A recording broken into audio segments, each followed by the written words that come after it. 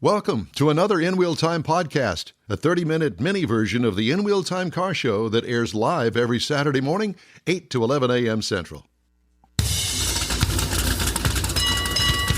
Welcome to the worldwide broadcast of the In Wheel Time car talk show. Just ahead, Sunderesh Heragu joins us and going to talk about the meaning of tariffs on the automotive supply chain. Plus, we'll also have the upcoming events calendar, and Mr. Mars reviews the new Ford Focus. Howdy, along with Mike out of this world, Mars down there at the end. King Conrad DeLong in the middle. Jeff, we always need more Jeff Zekin next to me. I'm Don Armstrong. Glad you could join us on this Saturday morning for our live broadcast. We thank you very much for that. What? I was going to say, it smells a little like Bordeaux or maybe a rosé. You got like some kind of aroma of wine emanating from you? Yes, as a matter of fact, short story here before we get into the car stuff. So, Jeff and Kathy and Leslie and I were at our usual Friday night place, Los Tios, and I'm sitting there, and all of a sudden I'm thinking something nice and cold just ran down my back. And it wasn't a chill. It was an entire glass of wine that the waitress spilled right down my back. So everybody got into motion and started getting napkins and stuff. And I'm thinking, oh, touch me. Yeah. So I am wearing the same T-shirt, actually. That's what I said. It wasn't a white wine. It was white wine. Yeah, it was. It was not a Pinot Grigio. It was whatever it was. What Leslie drinks. Yeah. But it was all over the floor. I'm going to get napkins. They were pulling up his shirt. They're patting him down like he was a boxer in the ring or something, you know. So that's why I have that little bit of aroma. The good news is it was white wine and not red wine. That's true. Yeah. So there's the story. There's that. Interesting. Hold that thought. Is there a problem? Yeah, but I'll take care of it next commercial break. Okay. We've been here for an hour. What have we been doing, Mr. Mars, for the past hour? Well, we're fixing everything that we knew was fixed, but we didn't know we needed to fix this. Sunderesh just brought it to my attention. Yeah. I see. When I got here, they were all under the table trying to fix the wires. Mm-hmm. That were supposedly fixed week before last. Well, sometimes they have fixed now. They were Kind of, sort of, maybe. Ladies and gentlemen from Oklahoma State University, Sunderesh Heragu. Good morning, sir. Good morning, and thank you for having me back. It's an honor to be on your show. Well, thank you. That we certainly do appreciate that. You made such an impression on us. We thought, we need to have this guy as a go-to kind of guy. Our supply chain subject matter expert. Yes, supply chain. So let's talk about supply chain. How would you define automotive supply chain? From the producer to the end user at assembly and all of the components in between that ship it around locally for where the producer is, ship it around internationally to where the assembly plants are, and all of the components that arrive. Yeah, just in time, because but not all of those things have a tariff on them. It's usually ones that are imported from across the sea, from wherever that may be. So now that we've got that established, let's get the real answer. Let's get the real answer. And so are we having supply chain issues still after the pandemic? The biggest one, of course, was the microchip supply. And that thing pretty much crashed and burned almost immediately. Yeah. No, I think the automotive supply chain, like many other products, but more so for the automotive industry, it's a complex web. You've got obviously the tier 1, tier 2, and tier 3 suppliers that may be located pretty close to the facility, or sometimes maybe even hundreds of miles. Well, let's stop right there if you don't mind. Let's talk about tier 1, tier 2, tier 3. What do the tiers mean? What does that mean? So I'll start with the bottom. The tier 3 would be your companies that supply upholstery and seat belts and just small components for the car. Gotcha. And oftentimes these are mom and pop stores that are operating, on very thin margins. And so for them, even a small disturbance in the supply chain, or now we're talking about tariffs and all that, right, can have a significant impact. These companies are oftentimes finding it difficult to meet payroll. So, for example, when we had the auto industry strike, many of these companies were finding it really hard to meet payroll.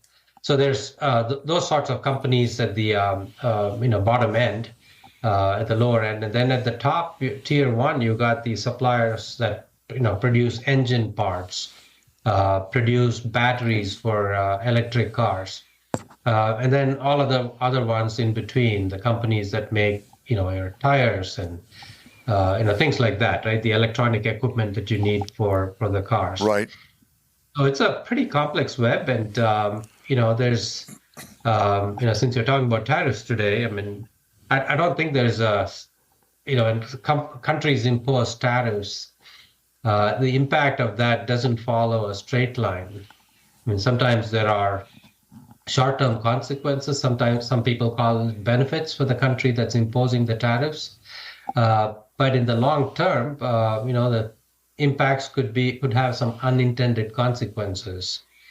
But yeah, just the automobile supply chain is really one of the more complex one. Companies like Ford and GM, but also Volvo, will make cars for the U.S. market exclusively in China. And so when the people who are campaigning to be president next year, so former President Trump and President Biden, they're talking about imposing tariffs. So that impacts the U.S. Customers directly, because they now have to pay a so-called tax, right? Because these cars are made in China, although they have the U.S. brand. They are made exclusively in China, and when they're brought here, they are slapped with a 10% or whatever tariff that is imposed. So it's a tax on consumers.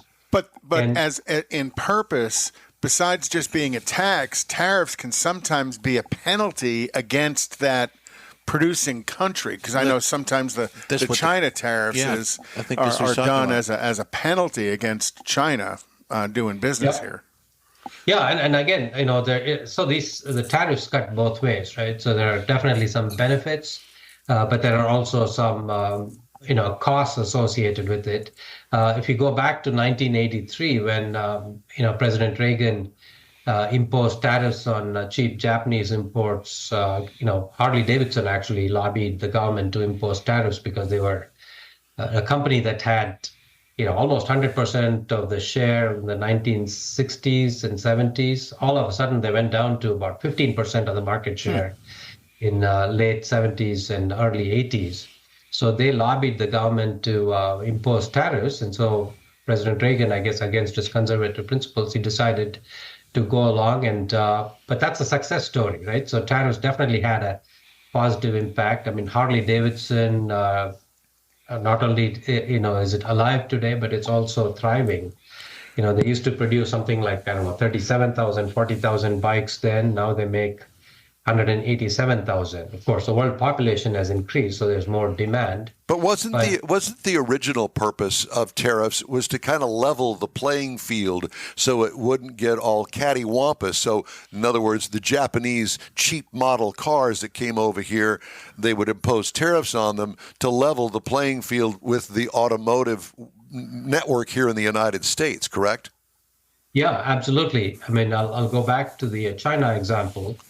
China being, ruled by the Communist Party, they can actually make unilateral decisions on propping up certain industries, providing subsidies, and, even dumping goods in the United States, right? Like solar panels is a good example. They're probably, dumped here in the United States, and there are companies in the U.S. that, struggle to compete with them. So yes, it does, level the playing field. So like I said earlier, I mean, this clearly has some benefits and some disadvantages to it, and we just need to, weigh it carefully. I mean, currently the Biden administration is saying that we'll adopt a small yard, a high fence approach. So they are going to do it selectively for areas where they think, other governments have unfair trade practices that are impacting or hurting the U.S. Manufacturers, so they want to impose tariffs there. but not just across the board. And and to that end, a lot of the offshore car manufacturers, they are now building factories and have for many years now here in the United States to get around many of those tariffs, if I'm not mistaken. Yeah, not just in the United States, but also in Mexico and Canada. So, I'm going back to China because that's, there are, we do import quite a bit from China. Yes. We used to think like 100 billion, the World Trade, when China was admitted to the WTO, and today it's like 500 billion. But Chinese companies now are finding that they can perhaps come into Mexico and start making cars there so they can avoid these tariffs. And of course, our congressional folks caught wind of that, and they are saying maybe we relook at how we tax or not tax imports that are coming in from Canada. Yes, so companies do move into the United States or neighboring countries that we have free trade agreements with. And sometimes that's a good thing, right? Like if companies were to come here, that creates jobs in the United States. And, maybe the profits go back to wherever the parent, wherever the country that the parent company belongs to. So the profits go there, but at least the jobs are here. And likewise, when U.S. companies move to China to make cars, the profits come back here, and so there are a lot of complex factors. Like I said earlier, it's not a straight line. So ultimately, the consumer pays the tariff because the tariff that's imposed on the products coming from China, that's passed through as a price increase. But who benefits from the tariff? Just the federal government? It just goes into the federal government coffers? Yeah, I mean, in 2018 and 2019, when the former President Trump imposed taxes on $300 billion worth of goods, well, that raised $80 billion in taxes for the U.S. government, so helped offset some of the deficit, right? But then, there are some councils that have studied this. They said, well, this action cost the U.S. economy 250,000 jobs, and the trade deficit actually went up. Right? The thought was that maybe with the tariffs we can bring the trade deficit down, but it's still at like $60 billion per month with China. The term freight on board or FOB, does that just relate to domestic movement of product, or is that for also the international? It is international too, yes. Interesting. So what do you see ahead? Because I know that you guys always look ahead and forecast what we can expect in the next year or 2 or 5 or 10. What do you see in the near future for us when it comes to these tariffs? So, again, we are in the election season. So I think there's going to be a lot of talk about tariffs and things like that. And again, there's also a congressional push to impose taxes on certain or tariffs on certain imports from certain countries. But there are also other factors in the world that are happening, some of which are human-made, some of which are beyond our control. So, for example, the Ukrainian invasion by Russia and the Israel-Gaza conflict. So that, is now slowly expanding to include other countries like, the Houthi rebels in Yemen. And so the Red Sea traffic is being disrupted. And so companies like Maersk said, we're not going to use the Red Sea for the foreseeable future. So they're going to, take the shipping down, through the Horn of Africa, say from Singapore to, shipment that's going from Singapore to Western Europe. It's going to go around, all of Africa, right? And so there's that. And then, I previously talked about perhaps on another interview that the Panama Canal, which is used for shipments of goods from, Asia to the eastern seaboard in the United States, that has got some weather issues. And so the, capacity there has been reduced. So I think, there are all these factors that are happening. One thing we can do is perhaps for businesses, we may want to try to minimize the uncertainties that they have. I mean, they already have like you said earlier, the chip shortage that they faced now that has been sorted out. But we've got elections in Taiwan. They've got a new president there that is, for sovereignty for their country, and that irks China. So we don't know where that's going to go. So there are all these factors that are beyond our control that are happening overseas. But then what I guess the U.S. government could do is try to create reduce the uncertainties and then provide incentives. I mean, the Build Back Better, the Chips and Science Act, and what is the other one? The Inflation Reduction Act, right? They are actually, in my opinion, great moves to help provide good infrastructure so that U.S. companies can be manufacturing goods in the United States. Again, try to level the playing field because they have all these, top infrastructure here in the United States that allows them to compete with other economies of the world. What do you think is the impact with U.S. Steel? I know that they've been working on selling U.S. Steel to an offshore company, and I have some doubts about that. Why would we let that happen? Yeah, especially at a time when U.S. manufacturers, the United States manufacturers of steel, can only meet 50% of the demand.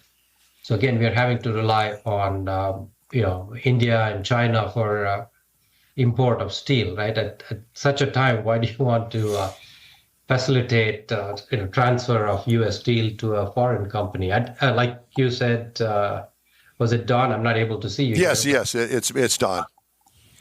So like you said, Don, it's why would you want to do it? It may not happen, but we'll see. I think there's going to be to solidify the U.S.-based industries for the foreseeable future. Well, I know once word got out that U.S. Steel was going to do this or attempt to do this, there was a great big pushback from most of the people that would be impacted by having a foreign company own such a huge business here in the United States, because we would really be at the mercy of whatever country that the company was based in.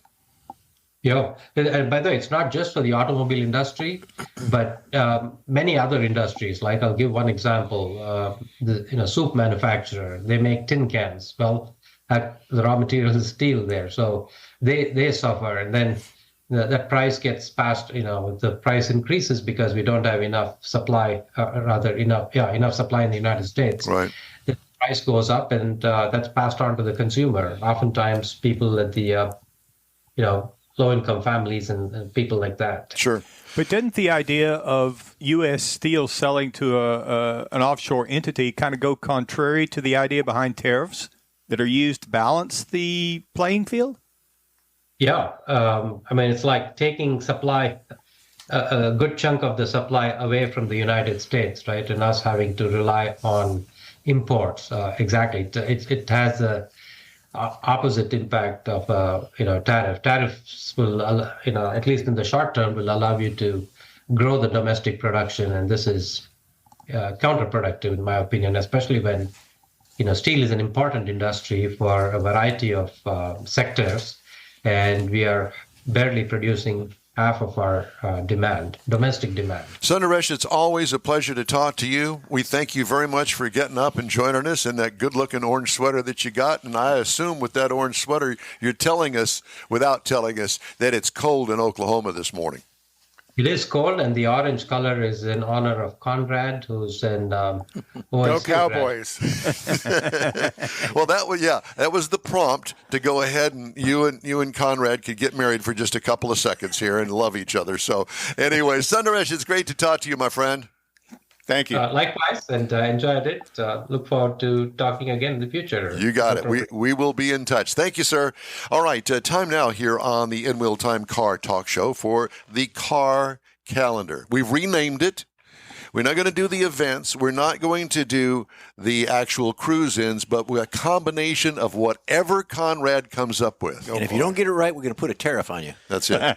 So the Winter Conroe Swap Meet up in Montgomery County Fairgrounds is February 16th through 18th off of 9333 Airport Road up in Conroe. Stephanie Nichols' 13th annual Car and Plane Show in Georgetown Airport is going to be February 24th. Cars and Cocktails is going to be at Woodrow's in Tomball in first weekend of February.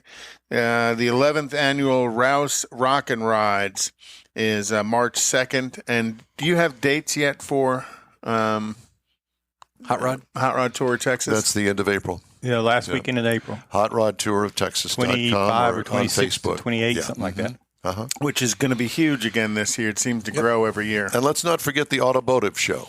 Correct. That would be the last one that you're going to talk The about. last one I was going to talk about, yes. And But you didn't talk about it. And we'll have Rochelle on the show here later today to talk in detail He about it. didn't, I he see. didn't want to spoil her thunder. Okay. Well, that's one way to tiptoe around Yeah. that, wasn't it? Yeah. Because you didn't have it on your sheet Just there, did helping you? you out, Conrad. He's just looking at me like, I didn't have my sheet together. I see. No, you didn't. All right. Well, anyway, so you'll hear about the automotive show here in just a moment. All right, time now for this hour's car review. Mr. Mars, did you do your homework or did the dog eat it too? Well, I kind of did my homework, but Conrad is segueing for me because I cannot tell you why. I apologize. Your paperwork's I missing? told you it was the Focus, but everything else says it's the Escape. So I told you wrong. That's what it Oh, my says. God. It's a Kona. You know, Let's do the Kona. Let's do the Kona. Kona. Yeah. No, let's do the Pontiac Bonneville, shall we? That was a good No, car. it's I too liked big. So I had the 2023 Ford Escape Platinum all-wheel drive, even though I told Don I had the Focus. Now, this vehicle, and I don't know why I did that. I apologize. But the Escape comes at 8 trim levels for 2023, and we had the Platinum, which is the top of the line. This is a compact SUV. It's a very competitive segment. This vehicle will seat 5 people. It's been updated a little bit from 2022. It's got active grille shutters. It's got rain-sensing wipers, LED lighting, fog lamps, headlamps, tail lights, all of that good stuff. Got roof rack side rails on it, and it's rolling on some 19-inch dark aluminum wheels. It's a nice-looking car. It's not going to stand out a whole lot different from a lot of the other cars in that segment, but it's a very nice-looking car. It's one of those cars that when you first see it, yeah, okay. But after spending a week in it, I realized I was enjoying driving this car. Inside, because we had the Platinum, we had the leather seating with the sport buckets up front. They are heated. There are no ventilated seats on this particular vehicle. Couldn't tell you why, just not there. There is a rear seat console, and that kind of goes along with there's a lot of things on this car that you don't normally or you may not normally see in the compact SUV segment. 12.3-inch diagonal digital screen for the driver info, or basically we used to call it instrument panel. 13.2-inch heads-up display in the center stack. You're going to find your Sync 4 infotainment center there, your nav, your convenience controls, 360-degree camera that works quite well, and there's also wireless charging and USB ports. Now, up under the hood, there's actually 3 different power options you can have, but we had the 2.0-liter inline-4 EcoBoost. At 250 horsepower at 5,500 RPM and 280 pound-feet of torque with an 8-speed automatic. This thing has plenty of power, even though it weighs 3,543 pounds. How much? 3,543 Seriously? pounds. Ton and a half. Why? I didn't think it was that heavy. I looked at it twice. To look at it, it doesn't look like it's that heavy. No, but Jeez. they're all getting bigger. I mean, it's like being on steroids, you know? Stupid. The EPA says you should be looking for 23 in the city, 31 on the highway, combined for 26. Now, I got 26.4 miles to the gallon in this vehicle across 205.1 miles. With your fat foot? Well, I've kind of, I'm a year older now, and I've kind of lightened up on that a little bit. Yeah, right. I'm more mature now. Yeah. Oh, my God. And his new middle name is Pinocchio. After 83 years. But Must again, mean like I Becky said, was in after it with being him. in this car for a week, it grew on me. It felt better as far as the driver perspective. It's not a race car by any means. It's got a nice view as far as the driver's perspective. The back's a little bit, you lose some because of the pillars in it, but that just comes with a category. And I will say, you put it up in into the sport mode, it tightens up the steering and everything a lot. Still not a race car, but it just feels a whole lot better when you do that. And because it's a little heavier, it's got a pretty composed ride out on the highway. I was kind of surprised. It's still got a lot of things on the inside of it that you know that you're in a less expensive car.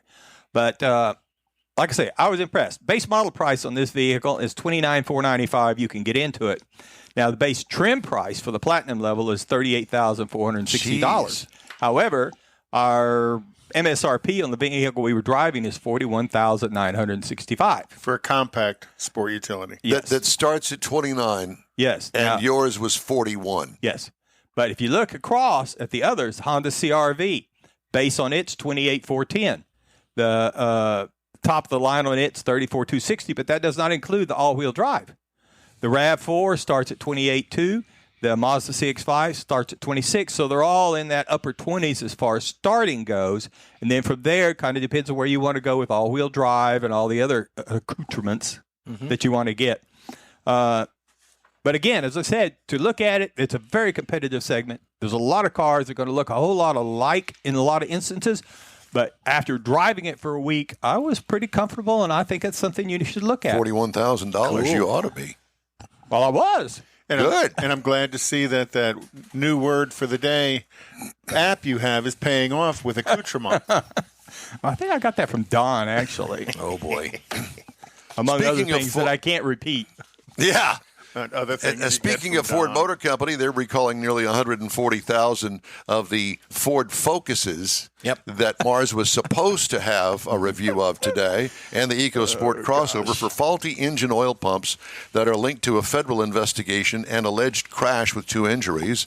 2016 to 18 Focus, 2018 to 2022 EcoSport vehicles with the 1-liter engine and the 6F15 automatic transmission. Oil pump drive belt or drive belt tensioner on those vehicles could fail, resulting in a loss of engine oil pressure that might trigger an engine stall and loss of power braking. Catastrophic engine failure. Yeah. So think about that. They put a belt in the oil crankcase system expecting it to last. It should have been recalled long ago. Just keeping it lubed. Yeah, well, the belt doesn't last. Yeah. Okay. Thank you. You know, I try to keep this all under control here, but sometimes it's difficult. Hey, this program is available 24/7 on iHeartRadio. Yep. Just look for In Wheel Time Car Talk. We also video stream on Facebook, YouTube, Twitch, and InWheelTime.com. Podcasts available from your favorite podcast provider. The In Wheel Time Car Talk Show continues right after this quick break. Oops. Rev your engines and Oh, well, I'm going to start that again because I didn't do that right. rev your engines and set sail for the ultimate surf and turf. The Houston Automotive Show, January 24th through the 28th at NRG Center. One ticket gets you into both the auto show and the boat show. See your favorite car and boat brands under one roof. Learn about the latest electric vehicles and test drive one with Evolve Houston. Board your dream boat and check out the bass fishing demos. It's the Houston Automotive Show, January 24th through the 28th. Buy early and You save own a at car you love. automotiveshow.com. Then why not let Gulf Coast Auto Shield protect it? Houstonian John Gray invites you to his state-of-the-art facility to introduce you to his specialist team of auto enthusiasts. We promise you'll be impressed. Whether you're looking to massage your original paint to a like-new appearance, apply a ceramic coating, install a paint protection film, nano-ceramic window tint, or new windshield protection called ExoShield, Gulf Coast Auto Shield is where Houston's car people go. Curbed your wheels? Instead of buying new, why not have them repaired? How about a professionally installed radar detector? Gulf Coast Auto Shield does that too. Get a peek inside the shop and look at the services offered by getting online and heading to gcautoshield.com. Better yet, stop by their facility at 11275 South Sam Houston Tollway, just south of the Southwest Freeway, and get a personal tour. Gulf Coast Auto Shield is your place to go for all things exterior. Call them today, 832-930-5655 or gcautoshield.com. The original group of Lupi Tortilla restaurants will have you telling your family and friends just what the original recipes mean when it comes to the best fajitas in Southeast Texas. Founder Stan Holt invites you to visit the original Lupi Tortilla near I-10 and Highway 6. Here's the original house that inspired the design of all the rest and the original charm that helped make Lupi Tortilla the go-to destination for Houston Tex-Mex. Speaking of original, nothing can compete with the original lime pepper marinade that everyone will agree makes Lupi Tortilla award-winning beef fajitas the best anywhere. Lupi Tortilla Katy is another location that gives you the same quality and service Houstonians have come to expect at Lupi's. It's located just off I-10 of the Grand Parkway at Kingsland Boulevard in Katy. Find yourself in Aggieland? Head to the Lupi Tortilla in College Station, located just around the corner from Kyle Field. It's a great place to enjoy those famous frozen margaritas before or after the game. Headed east to Louisiana, stop in at the Lupi Tortilla in Beaumont. It too's on I-10. You can't miss it. The original group of Lupi Tortilla restaurants invites you in for the best Tex-Mex anywhere. That's it for this podcast episode of the In Wheel Time Car Show. I'm Don Armstrong, inviting you to join us for our live show every Saturday morning, 8 to 11 a.m. Central on Facebook, YouTube, Twitch, and our InWheelTime.com website. Podcasts are available on Apple Podcasts, Spotify, Stitcher, iHeart Podcast, Podcast Addict, TuneIn, Pandora, and Amazon Music. Keep listening, and we'll see you soon.